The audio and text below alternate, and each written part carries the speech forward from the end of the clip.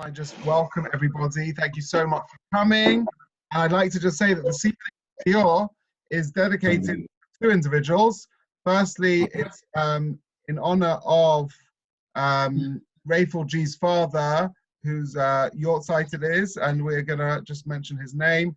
That is Malcolm G. Moshe Yehuda Ben Chaim, and also Linda Rufa's father, Joseph Asker, that's Yosef Ben Yitzchak, and in honor of his yahrzeit as well. And please God, through learning Torah, that should be a merit for both of those individuals.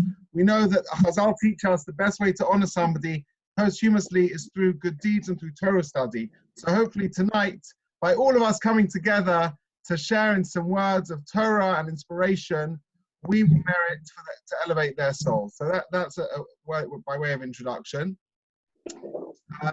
Can I ask you just to mute your microphones? And if you have a question, feel free to unmute yourself. I have not muted all of you. So for those watching on Facebook Live, welcome to you. Those of you joining us on Zoom, welcome to you. And I'm going to begin with just telling you very briefly about this week's portion. So this week's Parsha is Parsha Bamidbar. Bamidbar is, of course, the fourth book of the Torah. We're starting a new book.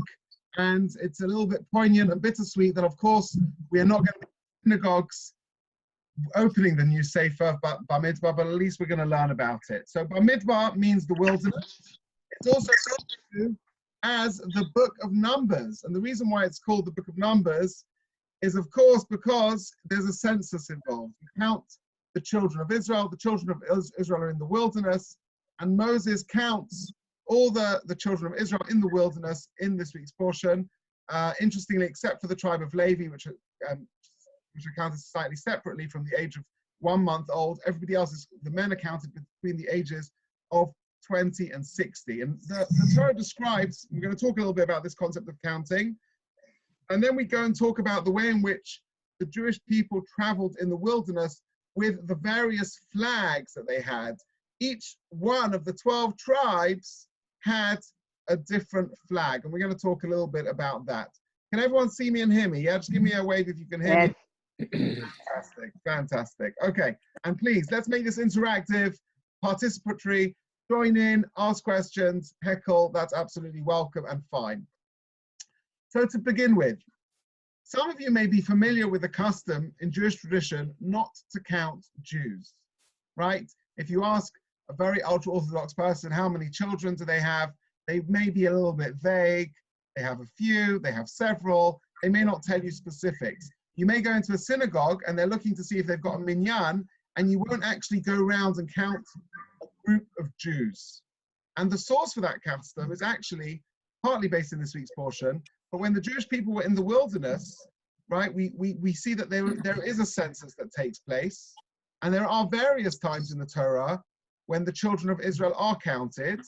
And there is a bit of a discussion, is that a positive thing? Is that a negative thing? Just before I continue, can anyone tell me, has anyone experienced that before? Has anyone had that they've come across people don't want to count Jews? Yes. You're familiar with that. Has anyone ever wondered why that is? What's that all about? What is it about? Ayin Hara? Ayin Hara is a superstition. Suspicion, isn't it? Suspicion, I think. Superstition. So actually, it's based on a Gemara. The Gemara says that there are various reasons. The Talmud teaches us that blessing is found on something that hasn't been weighed out, something that hasn't been measured, something that is more discreet, something that's hidden from the eye. We generally don't show off our blessings in public. And one of the reasons for that is, of course, Ayin Hara, the evil eye. The idea being, if you're showing off all your great blessings, somebody else is thinking, hey, that's not fair. And then, so to speak, in the spiritual world, God actually says, maybe that isn't fair. And that can cause a disruption in the spiritual world. So that's one concept. Also, another reason why we don't go and count other people is because we don't want to bring judgment on individuals. In other words, we as a group of people have tremendous merits. We have merits when we join together, when we're unified, when we're a community. When we're individuals and there's an individual judgment, there's perhaps going to be something negative or against us. That's one of the reasons why, by the way, we daven in a minyan. When you daven with a group of other people, you might have somebody in the group who's very studious, somebody who's very charitable, somebody who's very kind, somebody who's very, whatever it may be. And when that group of people come together, their merit is fantastic. But when you look at individuals, that can be dangerous. Reminds me of the story, fabulous story. There was a boy sitting an exam. You remember in the days when we used to have open schools and we used to have GCSEs?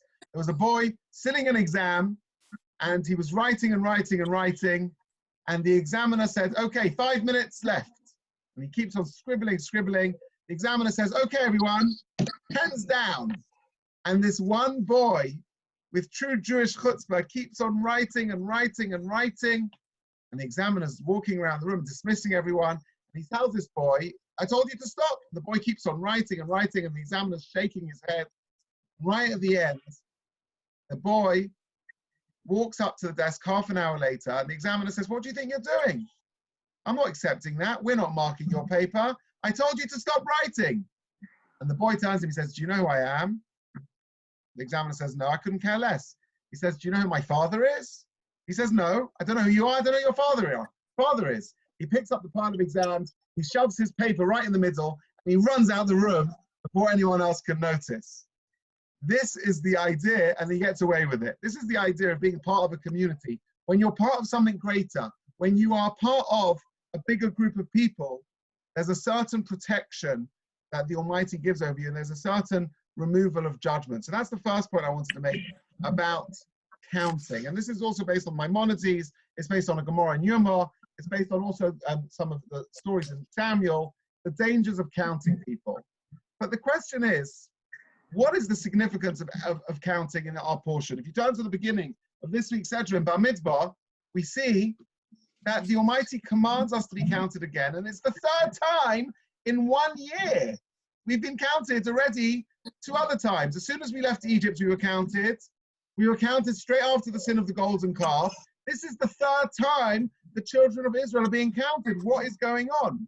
Why are we being counted? If you look at Rashi, first Rashi on this week's Sedra, the beautiful Rashi, and Rashi explains, right, what's the reason? Out of his love for the Jewish people, he wanted them to be counted. When you have something precious, you keep counting it. Somebody has some precious diamonds, some precious possessions, you always make sure you know where they are. If I was to ask you right now, where are your candlesticks? You know where they are. If I was to ask you how much money you have in your wallet, you probably know how much you have in your wallet. So too, metaphorically, the Almighty wants to keep counting the children of Israel because we are so precious to him. So therefore, it seems to be something rather positive. And as I said, there are other times in the Torah where it seems fraught with risk. In Parsha's Kisisa and other occasions, when King David counted the Jewish people, he was punished for it.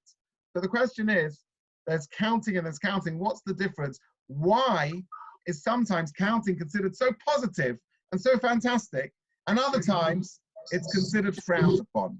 And I want to explain to you a beautiful answer. This is an answer I heard from my brother, Rabbi Jeremy Golker. He told me this answer based on a Gemara in Sanhedrin, and I want to share this with you. The answer lies in the wording. In this week's Sedra, the Hebrew word for counting, anyone speak Ivrit can tell me, how do you say to count in Hebrew? Come on, let's get some audience participation. Lispor. Well done, Nick. Well done. Lispor or lifgod or lechshov, limnot. These are all words you would use, right? But actually, in this week's Sedra, it says su'u. Su'u et roch kol hadas b'nei Yisrael. What does the word su'u mean? Su'u means something slightly different, and it's very nuanced, but it's a very beautiful idea. The word su'u means to elevate, to raise up, right? Now, we have a tendency when we talk about a census, we talk about statistics and numbers. Every day we watch the news, how many deaths, God forbid, Rahman al-Islam with coronavirus, how many numbers of new cases, how many numbers of people here or there, right? In the USA, 330 million people. In this country, what is it, 66 million people in this country? Yeah. A company has 100,000 employees, or a football club has 60 million fans, or whatever it may be. Counting can sometimes devalue the individual. That number, that person becomes totally replaceable. He just becomes another statistic. He just becomes an anonymous number. But the Almighty is teaching us something completely different.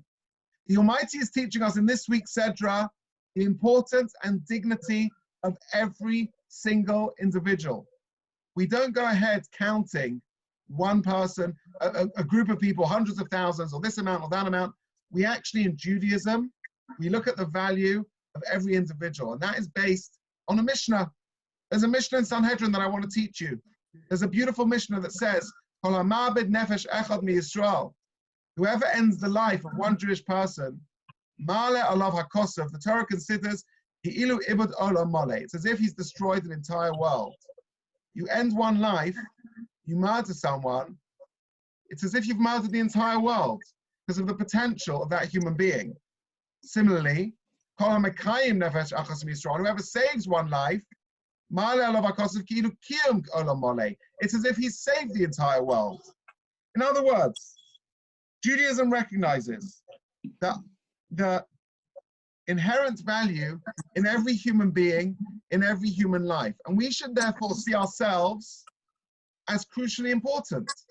You know, there's a lot of mental health issues going on in the world, especially now. Especially now, unfortunately, the whole pandemic has definitely affected this.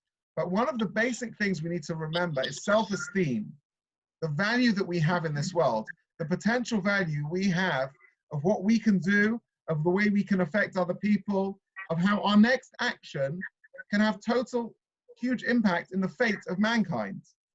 And in fact, the Rambam, Maimonides, he says this exactly like this in Hilchos Teshuvah, in the laws of repentance, Perek Gimel Halacha Dalet.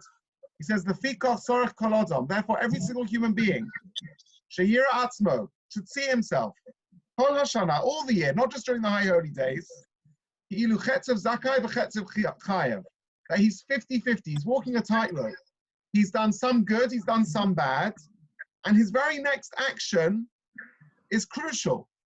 The very next thing that you do, the next time you give some charity, you make a blessing, you honor your parents, you visit the sick, you do some sort of small mitzvah at whatever level, that is very, very important. Another idea to understand is this concept in Judaism, how every opinion matters. You know, if you look through the pages of the Talmud, pages of the Gemara, there are so many discussions. Each and every page of Gemara has a different discussion. For example, I just finished learning, a couple of months ago, we finished learning Masechet Brachot. And in Ketzad Mevarchin, in chapter 6 of Brachot, the Gemara describes, for those of you doing Daf Yomi, you'll be familiar with this.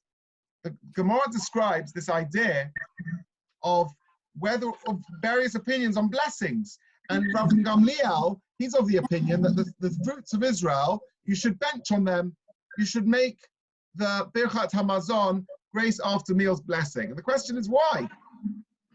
Now the question is, we don't paskin like him, we don't rule like him. When you have an apple, you don't need to say grace after meals, you make a small after blessing. But why is his opinion quoted in the Talmud that 2,000 years later, we need to learn that? Why was it relevant? We didn't rule like him. And the answer is because in Judaism, every opinion counts and every human being counts.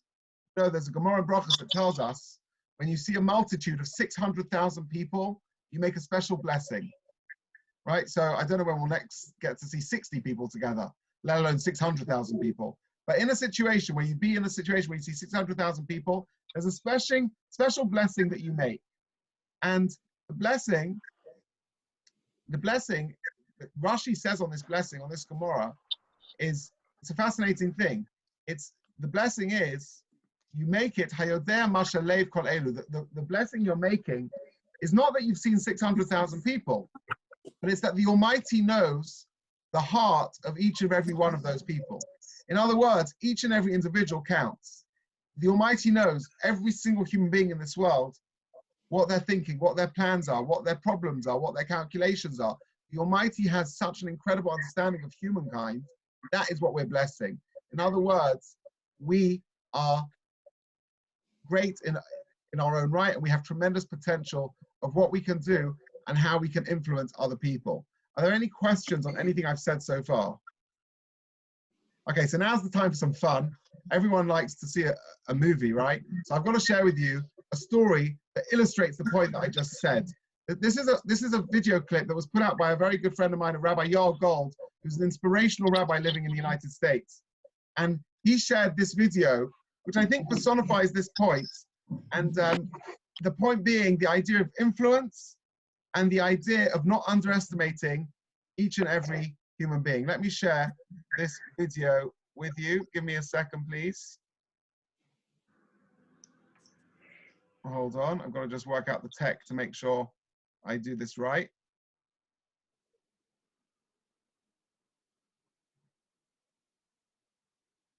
Okay, you should see it appearing on your screen momentarily.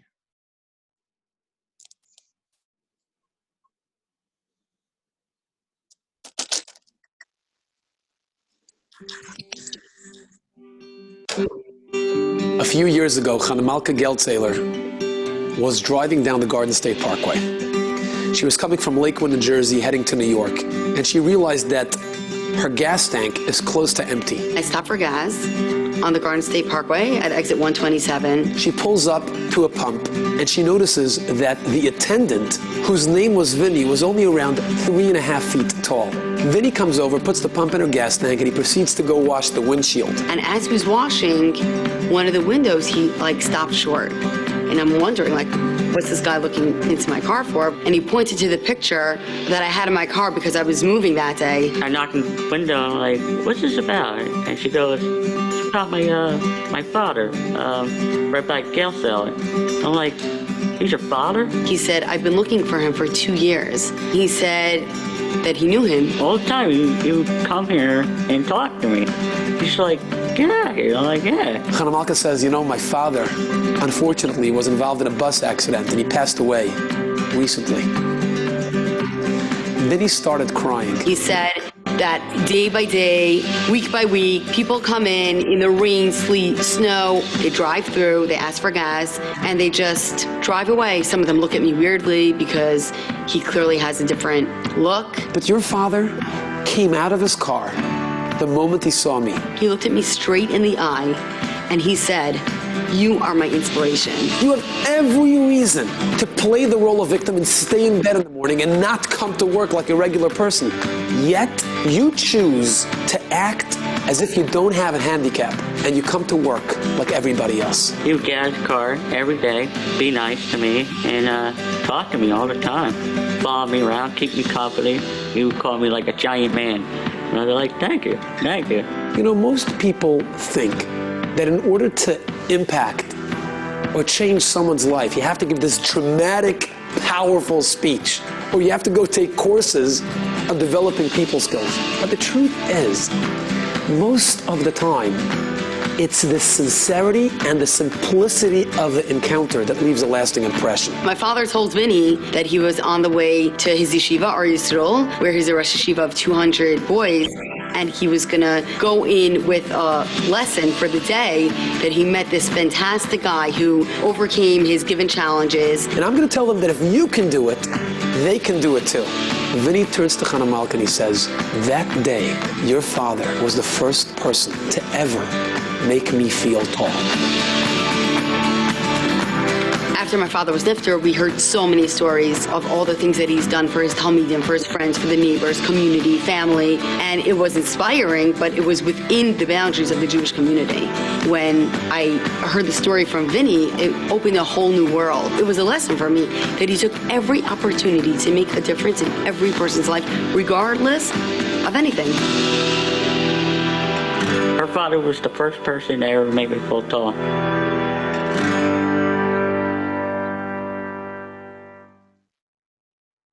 It's a very beautiful and very powerful story. Anyone have any comments or feedback? Were you able to see that clearly? This idea of impact, this idea of being able to impact other people's lives is something that we so often underestimate. We so often don't realize the ability that we have, the power that we have in the way we speak to other people, in the way we talk to other people, in just the small actions. This was a guy in a petrol station, right? Who thinks about the conversations you have when you fill up with petrol? But this is something powerful to think about. I want to end with one more beautiful idea before I open it up to questions. I want to end with one more idea. Before I do that, does anyone have any questions so far on anything I've said? We're cool? Okay, Yeah, great. you mentioned about the flags. The flags. Let's get back to the flags. Go on, Nick. What's your question? My question is, how many flags were there? Okay, so let's talk about this. It says in this week's Sedra, this is exactly what I was going to conclude with. It says a beautiful idea. It says, Ish al diglo ba'osas lebeis avosom yachanu b'nei Israel. Each man by his banner, according to the insignias of his father's household, should the children of Israel camp. In other words, the children of Israel, they camped with flags around them. They had their flag. Each tribe had their symbol. Now, my question is, when we think of flags today, we tend to consider them secular, nationalistic symbols of a country. Yet in Parsha Bamidbar, in this week's portion, we learn that actually each of the 12 tribes of Israel had a flag, and they played a central role in the encampment of the children of Israel. What's the whole idea? Why do we need these flags? What do they represent? And in fact, the Pasuk of Shir HaShirim, there's a verse that says, these were the flags upon love. They were very, very important. What is the message of the flags? And in order to understand this, I want to share with you an interesting medrash. The medrash tells us the following. The medrash teaches us that when Hashem revealed himself on Mount Sinai, next week, guys, Shavuot, Hashem revealed himself on Mount Sinai. He was accompanied by many angels, and each group of angels, says the medrash, had their own flag. What was this all about?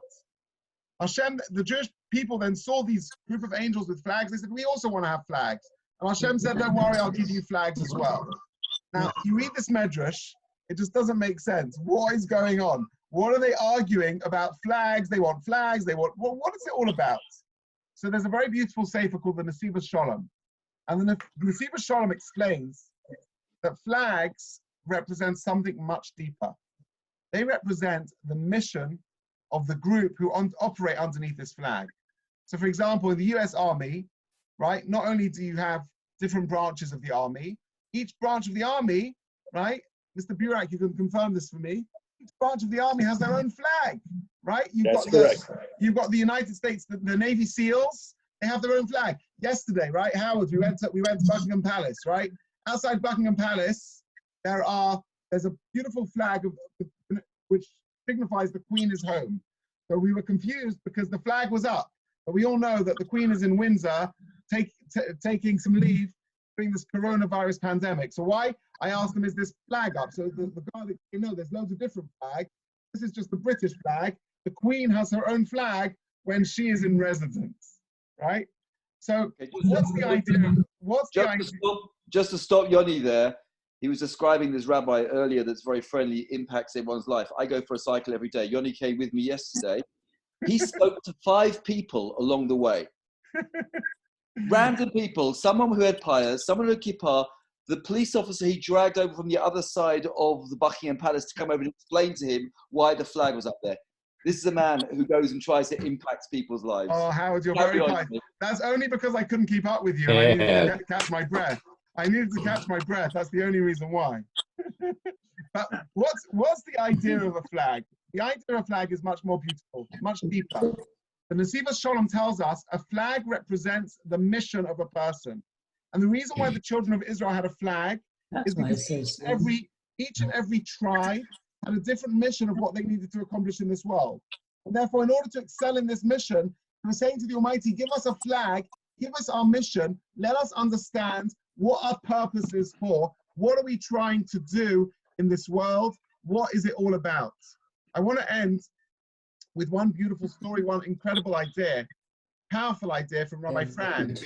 Rabbi Frand tells us something really quite powerful. If I can just ask people to just mute their microphone. Where I can see Yoni. Just going to mute you. Okay, let me just share with you this one beautiful idea, and we'll end with this. Then there's another medrash that says the following. The medrash says that Moses was concerned about this whole flag system. He knew that there was going to be a certain way the children of Israel would travel. There would be the tabernacle in the middle, and there would be three tribes to the east, 3 to the west, 3 in front, 3 behind. There would be a certain rotation of how the children of Israel would travel. And Moses was scared, he was nervous. But the Medrash says that the Almighty reassured him. He said, don't be nervous, because centuries earlier, when the 12 brothers accompanied Jacob, they took him from Egypt back to Canaan to be buried. They also had a procession of how they walked around the coffin. And the procession that we're going to have now is going to be the exact same procession. In other words, we already know the way in which the camp should travel. But there's a very basic question. Moses is concerned that the Jewish people are not going to react well. What does it make a difference if 300 years earlier, when some guy died, they walked in a certain way? Is that really going to make an impact or make a difference? Rabbi Franz says the most beautiful idea. Is what it was trying to say. What's the message of the Medrash? The Almighty was telling Moses, I've instilled into the children of Israel how to deal with a crisis. We know how to deal with a crisis. It's in our spiritual DNA. And we've all heard many stories of heroism during the Holocaust. But I want to share with you, and I want to conclude tonight with one incredible story that represents the indomitable spirit of the Jewish people. This is an amazing story that took place not so long ago, 75 years ago. And it illustrates this idea of this Medrash, that the Almighty has instilled within each and every one of us how to handle a crisis. Let me tell you this story. In the concentration camps, each person was given a piece of bread, and they had to decide what to do with it. Some people would stuff it in and eat it immediately. Who could blame them? They were starving. Some would nibble at little crumbs for hours and hours to see them through the day. But everyone had different ways of kind of using their piece of bread. And there was a Jew in a certain concentration camp who was summoned to the commandant's office. Now, this could only mean one thing. He knew that if he was being summoned to the commandant's office, it was bad news, and it was really going to be his end. So before he went to meet the commandant, he recited Vidui, he said Shema, and then he exchanged his clothes with other inmates. He had very decent shoes. He gave them to somebody else whose shoes were falling apart. He had a coat. He gave his coat to somebody else who didn't have a coat. He had a piece of bread, and he gave his piece of bread, which he'd been saving all day, to another inmate. So there's no point me eating a piece of bread if I'm going to be shot in 10 minutes' time. You keep the piece of bread. Wonders of wonders, he gets to the commandant's office, and the commandant has no intention of killing him. He just wanted to ask him something trivial. He spends a few minutes with the commandant, and then he's sent back to his barracks. Now he gets back to his barracks. Immediately, the people who took his shoes give him back his shoes. The people who took his coat give him back his coat. And he assumed the friend who took his piece of bread would have already eaten it. And in the barracks, this person runs over to him and goes, "You're alive." He shouted to him ecstatically, "It didn't kill you. Take back your piece of bread. You need to eat it. It belongs to you." And they start arguing. He says, "No, no, no. I gave this piece of bread to you. It belongs to you now." Where does a Jew get the strength to behave like an angel from being treated like an animal? Where does it come from? It dates back to this Medrash. This idea that the Jewish people were taught how to live in a crisis, all the way back to the story of Jacob in the funeral procession from Egypt to Canaan. This is the huge level of spiritual resilience we have within each and every one of us. Ladies and gentlemen, thank you very much for coming. I'm going to unmute you, and you can then, or you can unmute yourselves actually, and have the ability to say whatever you wish. Okay. Thank you very much. Thank you very much, Yoni, as always. Thank you. Okay, thank you so much for joining us. It's wonderful to see all of you. Wonderful to see you. Thank you so much for coming. Stella, Lucas, thanks for coming. Nick, good to see you. Linda, I wish you a long life. Thank you, G, I wish you a Yoni. long life as well. And all the G family who joined us internationally, we wish you a long life. And nice to see you, Mandy and Dina and Ben Shaw, and I can see lots of faces. Thank you so much for joining us. And we look forward to, please God, seeing you again next Thursday night. Next Thursday night at 9 o'clock. If you want to sponsor this share in memory of a loved one, just give me a message or email the office. We would be only too thrilled. Next Thursday is Shavuot. Shabbat shalom. Next week is Thursday is Shavuot. Shavuot. You're right. Next week is Shavuot. So Wednesday night. Next Wednesday night, we're going to be having a very special session. Myself, Diane Binstock, and Rabbi Mendel. And we're going to be having a live Q&A. Wednesday Can't night. wait to see all of you. What time? That's 8 till 10, next Wednesday night. Please join us. Rabbi. Yeah. 8 to 10. Thanks. good to Bye-bye. Can you email the code? Hi, Seymour, Bella. Hello, Hi. Rabbi. Question. It's Rabbi Lord. Rabbi Lord. Where'd you go? Ready to go. Rabbi Lord, where are you? Oh, Joy, how are you? Seymour, Bella. Joy, how are you? Thanks so Where's the much, rabbi? everyone. I have a question. Bella has My a question. is, I On remember. happy birthday to Mandy. It's her birthday this Shabbat. Happy Happy birthday to birthday, Mandy. Birthday, Mandy. Happy Thanks birthday. everyone. Thanks everyone for coming. All the best. All the best.